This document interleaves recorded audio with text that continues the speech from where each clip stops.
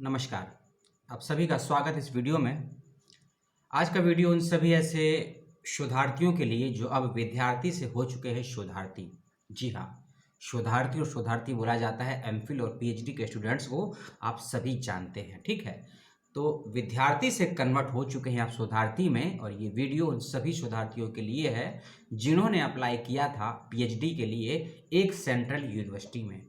उन सभी बच्चों का बहुत बहुत स्वागत है जो इस वीडियो को नए हैं और पहली बार देख रहे हैं। तो लाइक और शेयर सब्सक्राइब जो करना है अपनी इच्छा से करिएगा, और यदि आप गलती से चैनल को सब्सक्राइब करते हैं तो बेल आइकॉन दबाइएगा और बेल आइकॉन पे ऑल वाला जो निशान है उसको क्लिक करिएगा। अगर आप ऑल वाले पे क्लिक नहीं करेंगे तो नए वीडियो का नोटिफिकेशन नहीं मिलेगा। ये वीडियो है पीएचडी के रिजल्ट को लेकर। यूनिवर्सिटी का नाम है Indira Gandhi national tribal university, ठीक है ना। और यदि इस यूनिवर्सिटी में आपने अप्लाई किया था और आपने एंट्रेंस और इंटरव्यू दे चुके हैं तो इंटरव्यू का सिलेक्टेड कैंडिडेट्स का फाइनली लिस्ट आ चुकी है, रिजल्ट आ चुका है। सभी डिपार्टमेंट के रिजल्ट की बात करूंगा, 15-20 डिपार्टमेंट है और लगभग 15 मिनट से ज़्यादा का वीडियो होगा और कुछ ज़रूरी बातें भी आपसे करनी है, ठीक है। कोई सवाल हो तो पूछ लीजिएगा और कोई चीज़ समझ में नहीं आती है तो वह भी पूछ लीजिएगा। शुरू करता हूँ रिजल्ट को। ये है डिपार्टमेंट ऑफ बिजनेस मैनेजमेंट का, बच्चे ध्यान दें, ठीक है। पीएचडी में जिन बच्चों को सिलेक्शन हुआ है उनकी संख्या है 16। जी हाँ, 16 बच्चे सिलेक्ट हुए हैं पीएचडी इन बिजनेस मैनेजमेंट के लिए, ठीक है। अगला जो डिपार्टमेंट है वह है स्टैटिक्स यानी कि सांख्यिकी। पीएचडी इन स्टैटिक्स में 4 बच्चों का सिलेक्शन हुआ है, जर्नल 1, ओबीसी 1, एससी 1 और ईडब्ल्यूएस में 1 बच्चे का एडमिशन हुआ है, ठीक है। अभी मैं आपको बच्चों की संख्या बता देता हूँ, फिर मैं आपको अलग चीज़ों के बारे में बताऊंगा, सुन लीजिए, ठीक है। पीएचडी इन मैसोलॉजी 3 बच्चे सिलेक्ट हुए हैं, उंगली 3 है, 3 बच्चे सिलेक्ट हुए हैं। जियोलॉजी में हुए हैं 5 बच्चों का सिलेक्शन हुआ है, 2 अनरिजर्व, 1 एससी, 1 ओबीसी और 1 ईडब्ल्यूएस का। पीएचडी इन मैसोलॉजी का दोबारा आ गया मैथमेटिक्स के लिए 10 बच्चों का चयन हुआ है, जिसमें से 3 बच्चे ओबीसी है, 2 बच्चे ईडब्ल्यूएस, 4 बच्चे जर्नल और 1 कैंडिडेट एसटी है।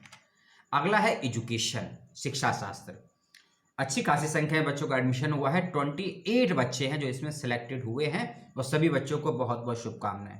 अभी मैं सबका नाम नहीं बता पाऊंगा, फिर नाम बताऊंगा तो उलझ जाऊंगा, ठीक है।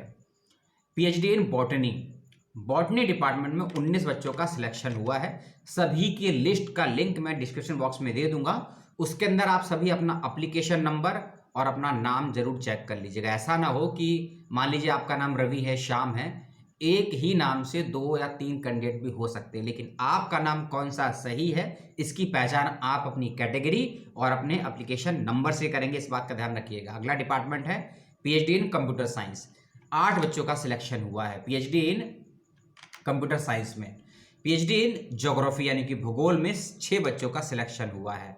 अप्लाइड साइकोलॉजी में 6 बच्चों का सिलेक्शन हुआ है पीएचडी में। फिर है हिंदी डिपार्टमेंट में 19 बच्चों का सिलेक्शन हुआ है। पीएचडी इन फार्मेसी में 15 बच्चे सिलेक्ट हुए हैं। पीएचडी इन कॉमर्स में 16 बच्चे सिलेक्ट हुए हैं। और फिर है इसमें PhD in linguistic and contrastive study and tribals, इसमें 5 बच्चों का सिलेक्शन हुआ है। पीएचडी इन एनवायरमेंटल साइंस में 12 बच्चे सिलेक्ट हुए हैं। PhD in computer science RCM वाला सेंटर, यानी कि जो वहाँ पढ़ता है ना सेंटर, आपको मालूम होगा आरसीएम के, क्योंकि इस यूनिवर्सिटी के 2 रीजनल सेंटर भी हैं, एक रीजनल सेंटर भी है, ठीक है, आरसीएम। इसमें 3 बच्चों का सिलेक्शन हुआ है पीएचडी इन कंप्यूटर साइंस में, ठीक है। फिर है आरसीएम का एक और सेंटर है जिसमें political science and human rights वाले जो सब्जेक्ट था उसके अंदर 9 बच्चों का सिलेक्शन हुआ है PhD in political science and human rights में। PhD in social work RCM वाला सेंटर है इसका रीजनल, उसमें 6 बच्चे सिलेक्ट हुए हैं।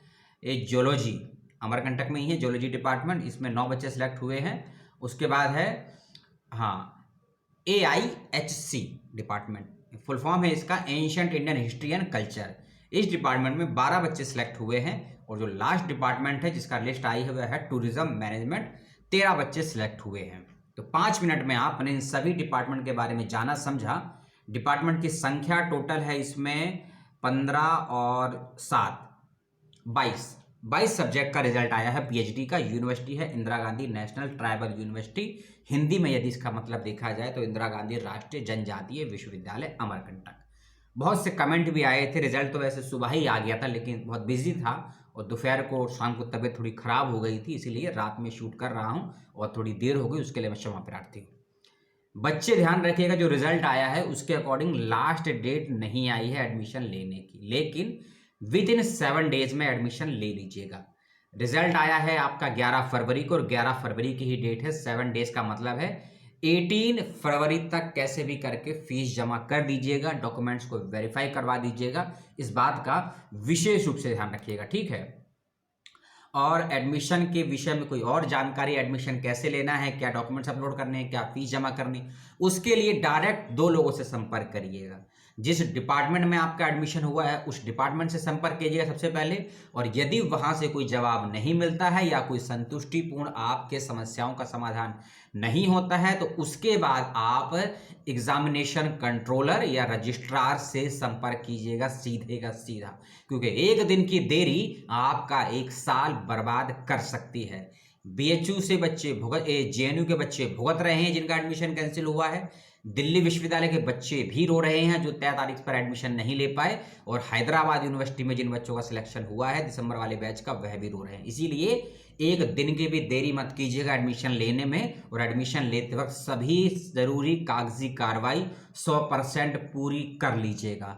एक कागज के अभाव में आपका 1 साल बर्बाद हो सकता है, आपको मेंटली प्रेशर मिलेगा और उससे आपकी बॉडी का जो सॉफ्टवेयर है वह डैमेज हो जाएगा। और हार्डवेयर देखने में अच्छा लगता है लेकिन बिना सॉफ्टवेयर के हार्डवेयर भी कुछ नहीं करता है, टेक्निकली भाषा है, लेकिन इसको अप्लाई कीजिएगा, ठीक है। और कोई सवाल हो जो मैंने आपको सूचना दी इस यूनिवर्सिटी के इंटरव्यू के रिजल्ट को लेकर, तो सवाल कर लीजिएगा। लेकिन एडमिशन प्रोसेस, फीस का प्रोसेस, कौन कौन से डॉक्यूमेंट लगाने हैं, कैसे वेरीफाई होगा, कैसे अपलोड होगा, सारा प्रोसेस ऑनलाइन है ऑफलाइन है, इसकी सारी जानकारी सबसे पहले अपने विभाग से कंसल्ट कीजिएगा। उसके बाद अगर कोई जवाब नहीं मिलता है तो रजिस्ट्रार, उसके बाद एग्जामिनर, और उसके बाद यूनिवर्सिटी वाइस चांसलर, क्योंकि हमारी फीस का पैसा इन सभी विभाग और अधिकारियों की सैलरी में बढ़ता है। इसीलिए आपको जहां से सुविधाएं हो वहां से जवाब लीजिए, सही समय पर सही दस्तावेज सही प्रक्रियाओं से होते हुए एडमिशन लीजिएगा। हैदराबाद यूनिवर्सिटी के बच्चों का भी इंटरव्यू चल रहा है, उनको बहुत बहुत शुभकामनाएं। जिन बच्चों का सिलेक्शन हुआ है पीएचडी में उनको बहुत बहुत शुभकामनाएं, और जिन बच्चों का वर्धा विश्वविद्यालय में सिलेक्शन हुआ है कल जिनका रिजल्ट आया था उनको भी बहुत बहुत शुभकामनाएं। और वर्धा वाले बच्चे ध्यान दें, अभी एडमिशन प्रोसेस स्टार्ट नहीं हुआ है, 1 से 2 दिन लगेगा। अभी पोर्टल ओपन हुआ है लेकिन अभी प्रोसेस में नहीं है पोर्टल वर्धा विश्वविद्यालय का पीएचडी के लिए फीस का, तो उसमें टाइम लगेगा।